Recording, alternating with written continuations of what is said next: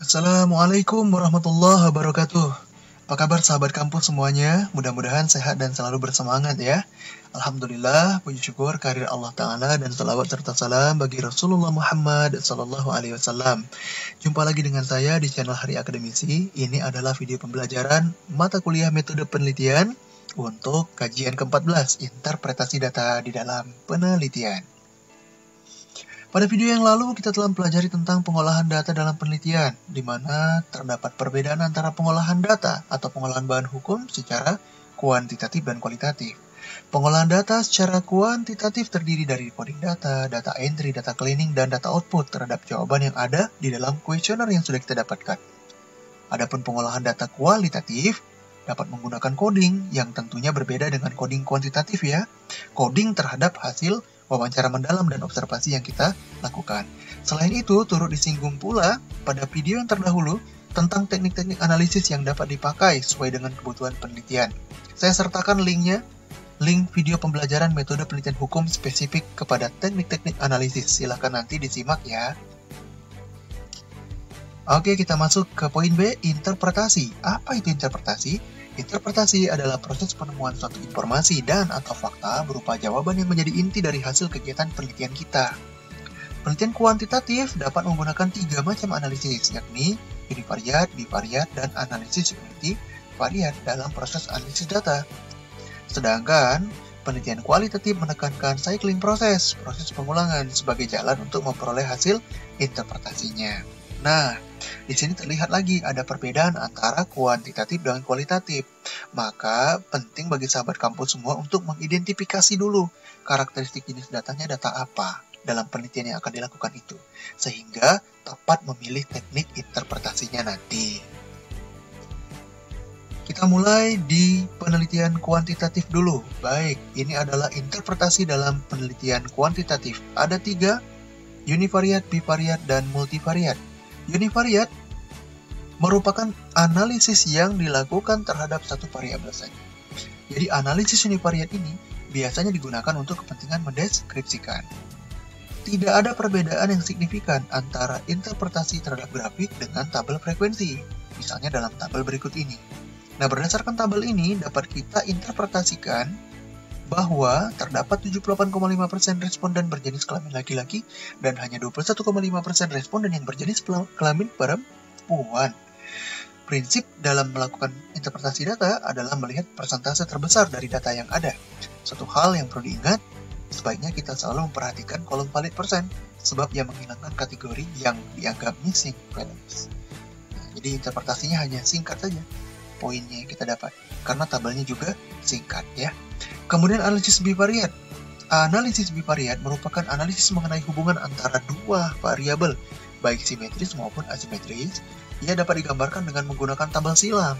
Peneliti harus mengetahui bagaimana arah hubungan yang ada dalam bivariat tersebut, sekaligus menghitung presentasinya. Dalam analisis bivariat dikenal 3 macam presentase: persen baris, persen kolom, dan persen total. Penentuan penggunaan perhitungan persentase didasarkan pada keberadaan variabel bebas, sedangkan interpretasinya didasarkan pada keberadaan variabel terikat ya. Ini tabel bagannya. Oke. Ada 3 macam persentase tadi ya, persen baris, kolom, dan total. Kita lihat persen baris. Persen baris digunakan jika variabel independen. Variabel bebasnya diletakkan di sisi baris. Contohnya, relevansi antara jenis kelamin dengan kesesuaian kompetensi dengan zaman. Misalnya, jenis kelamin memiliki pengaruh terhadap pendapat responden sebagaimana dalam tabel berikut. Berdasarkan tabel ini, dapat kita interpretasikan dari responden yang beranggapan bahwa kompetensi yang ada sudah sesuai dengan zaman, cenderung diungkapkan oleh perempuan 92,3% dibandingkan laki-laki 86,1%. Dari responden yang beranggapan bahwa kompetensi yang ada belum sesuai dengan zaman, cenderung diungkapkan oleh laki-laki 13,9% dibanding perempuan 7,7%. Kemudian ada pula persen kolom. Persen kolom digunakan jika variabel independennya diletakkan di sisi kolom. Contohnya hubungan antara jenis kelamin dengan kesesuaian kompetensi zaman. Misalnya, jenis kelamin memiliki pengaruh terhadap pendapat responden sebagaimana dalam tabel berikut ini. Nah, berdasarkan tabel ini, dapat kita interpretasikan Anggapan bahwa kompetensi yang ada sudah sesuai dengan zaman cenderung diungkapkan oleh responden perempuan 92,3% dibanding responden laki-laki 86,1%. Anggapan bahwa kompetensi yang ada belum sesuai dengan zaman cenderung diungkapkan oleh laki-laki 13,9% dibanding perempuan 7,7%. Kemudian persen total. Persen total digunakan jika hubungan antara dua variabel simetris. Contohnya hubungan simetris antara jenis kelamin dengan kesesuaian kompetensi dengan zaman. Dalam contoh ini, kita anggap jenis kelamin tidak berpengaruh terhadap pendapat responden dan sebaliknya. Maka diperoleh datanya seperti ini. Nah, berdasarkan tabel ini, kita bisa menginterpretasikan responden laki-laki yang beranggapan bahwa kompetensi yang ada sudah sesuai dengan zaman sebanyak 86,5%. Responden laki-laki yang beranggapan bahwa kompetensi yang ada belum sesuai dengan zaman ada sebanyak 11,0%. Responden perempuan yang beranggapan bahwa kompetensi yang sudah ada sesuai dengan zaman sebanyak 18,9%. Responden perempuan yang beranggapan bahwa kompetensi yang ada belum sesuai dengan zaman ada sebanyak 1,6%.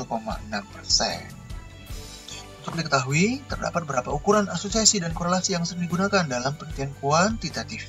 Ada chi-square, ada lambda, ada tau kendal, ada koefisien korelasi Spearman, ada koefisien korelasi product moment person, ada regresi linear, ya. Nah, sahabat kampus bisa mendapatkan uraian lengkap tentang ukuran asosiasi dan korelasi ini melalui penelaahan terhadap literatur penelitian statistika. Silakan dikembangkan lagi ya. Kita belajar secara mandiri. Silakan bagi yang berminat untuk menekuni penelitian kuantitatif, silakan pahami istilah-istilah yang sudah disebutkan di atas terkait ukuran asosiasi dan korelasi. Kemudian analisis multivariat. Contoh analisis multivariat, misalnya seperti ini. Ada 3 prodi hukum perdata, hukum pidana, dan HTN. Kemudian parameternya mengulang pelajaran di rumah dan juga tingkat pemahaman materi. Ini adalah variabel-variabelnya ya. Kemudian diperoleh interpretasi seperti ini. A. Responden dari prodi hukum perdata, yakni mahasiswa, yang tingkat pemahamannya tinggi cenderung berasal dari responden yang mengulang kembali pembelajaran di rumah. Sedangkan yang tingkat pemahamannya rendah berasal dari mahasiswa yang tidak belajar di rumah. Untuk responden dari prodi hukum pidana, tidak ada perbedaan antara mahasiswa yang tingkat pemahamannya tinggi dan rendah jika dikaitkan dengan belajar metode penelitian di rumah atau tidak. Kemudian C. Responden prodi HTN, mahasiswa yang tingkat pemahamannya tinggi cenderung dari responden yang belajar kembali pembelajaran metode penelitian di rumah.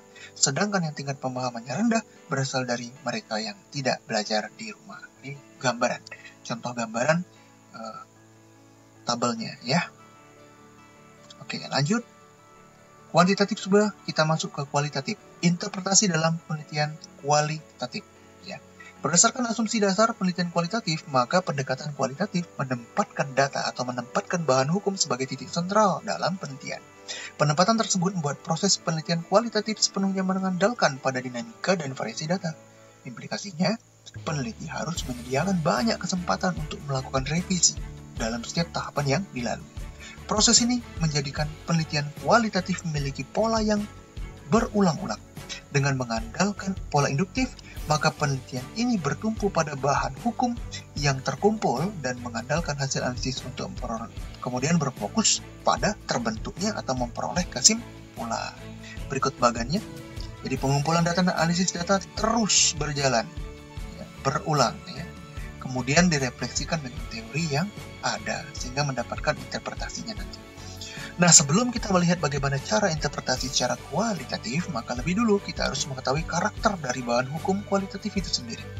Karakter bahan hukum kualitatif itu berkaitan dengan realitas sosial dan hakikat manusia yang dikaji oleh kaum interpretatif. Realitas sosial dipandang sebagai suatu hal yang dinamis dan sangat tergantung pada interpretasi pemaknaan manusia.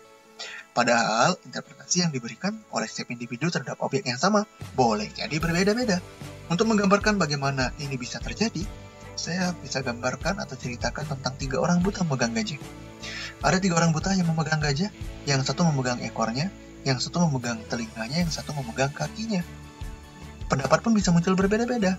Yang memegang ekornya menyatakan gajah itu sepanjang seperti sapu. Kemudian untuk yang memegang telinganya dia mengatakan gajah itu lebar. Yang satu lagi yang memegang kakinya dia mengatakan gajah itu seperti drum, keras seperti itu ya. Maka setiap orang atau setiap person, dia punya pandangannya berbeda-beda, ada interpretasi yang berbeda-beda. Nah, ini adalah persepsi, ya, persepsi.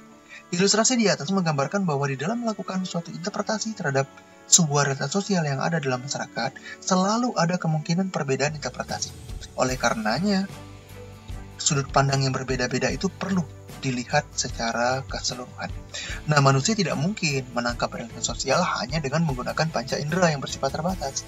Namun, realitas sosial tersebut harus diinterpretasikan melalui suatu proses yang melibatkan faktor kognisi, pengetahuan. Jadi, pengetahuan penting di sini. Ketika seorang melakukan interpretasi terhadap suatu realitas sosial, ia akan melakukan perbandingan antara pengamatan yang dia lakukan secara empiris dengan jaringan input atau pemaknaan yang sudah ada dalam pengetahuannya.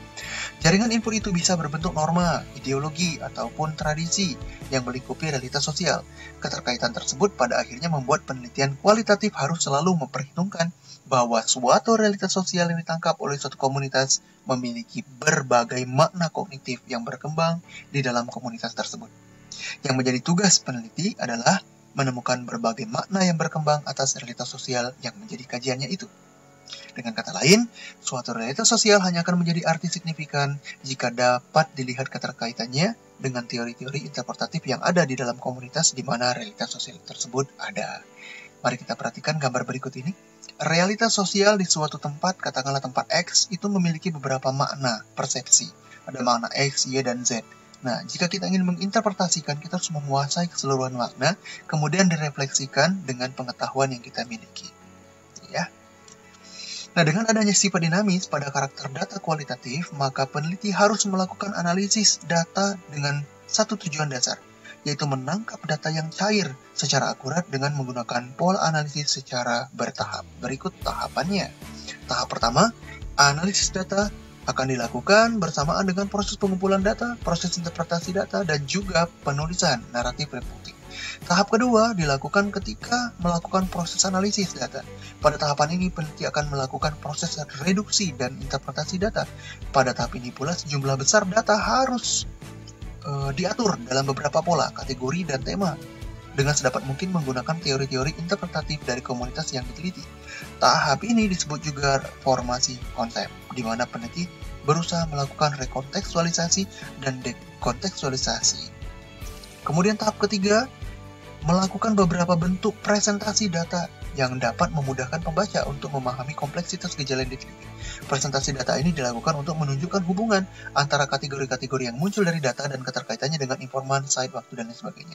Kemudian tahap keempat, peneliti mengidentifikasi prosedur coding yang dilakukan untuk mereduksi informasi ke dalam berbagai tema dan kategori. Produk coding ini merupakan proses pemilihan informasi, menciptakan coding yang bisa digunakan, yakni open coding, axial coding, dan selective coding. Ya. Nah, berikut bagan alur interpretasinya. Bagan alur interpretasi atau kesimpulan penelitiannya. Ya. Fase pertama, data collection, kita mendapatkan beberapa data, kemudian di display, dianalisis. Selanjutnya, direduksi data yang penting, data yang tidak penting, kemudian pengelompokan data. Ini data reduction. Kategori-kategori data sudah terbentuk, kemudian dianalisis lagi. Nah, pada tahap analisis inilah kita dapatkan interpretasi datanya. Selanjutnya, masuk tahap conclusion, disinilah kesimpulan kita peroleh. Nah, ini bagan alur interpretasi atau kesimpulan sampai ke kesimpulan penelitian yang kita lakukan. Nah, kesimpulan pada perkuliahan ke-14 ini adalah yang pertama, interpretasi adalah proses penemuan suatu informasi dan atau fakta berupa jawaban yang menjadi inti dari hasil kegiatan penelitian kita. Yang kedua, penelitian kuantitatif menggunakan analisis univariat, bivariat, dan analisis multivariat dalam proses analisis data atau analisis bahan hukum guna memperoleh hasil interpretasinya. Yang ketiga, penelitian kualitatif menekankan cycling proses pengulangan untuk memperoleh hasil interpretasi. Yang keempat, pastikan identitas penelitian kita, karakteristik penelitian kita, kualitatifkah atau kuantitatifkah? Sebab jenis data penelitian menentukan teknik interpretasi yang akan dipakai. Dan yang kelima, pastikan sahabat kampus semuanya yang akan melakukan penelitian berkonsultasi dengan pembimbing karya tulisnya untuk memperoleh informasi lebih mendalam lagi berkenaan dengan materi video kali ini. Itu saja yang ingin saya sampaikan pada kesempatan kali ini. Mudah-mudahan bermanfaat, lebih kurang mohon maaf. Wabillahi taufiq wal hidayah. Assalamualaikum warahmatullahi wabarakatuh.